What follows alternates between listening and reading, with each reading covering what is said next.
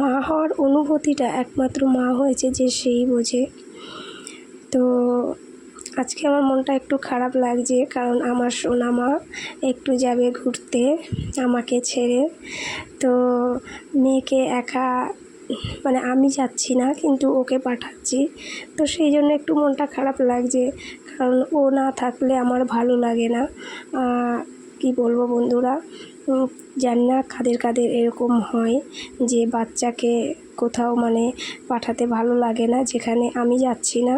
তো সেখানে কিন্তু মাঝে মাঝে এটাও বুঝি যে মাঝে মাঝে একটু ছাড়তেও লাগে, ওর আনন্দ ওর খুশিটাও দেখতে লাগে। তো দেখো এখন আমি ওকে রেডি করিয়ে দিচ্ছি, আর রেডি করাতে করাতে দেখো আর এক নাগাড়ে বকেই যাচ্ছে আমার সাথে, বকেই যাচ্ছে।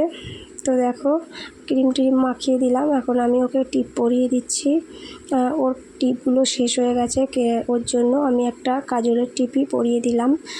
তো দেখো এখন বাইরে বেরিয়েছে, রেডি ফেডি হয়ে গেছে, এখন গাড়ি আসবে, তারপরে ও যাবে ওর ঠাম্মির সাথে কলকাতাতে যাবে আমার জায়ের বাপের বাড়িতে, যা আর জায়ের মেয়েকে আনতে, যেহেতু ওর বাচ্চাটা অনেক ছোট, তো সেই জন্য ট্রেনে বাসে আসবে না, ওই জন্য গাড়ি করে নিয়ে আসতে যাচ্ছে। তো দেখো এই যে গাড়ি চলে এসছে, এখন এই যে আমার শাশুড়ি মা আর ও যাচ্ছে।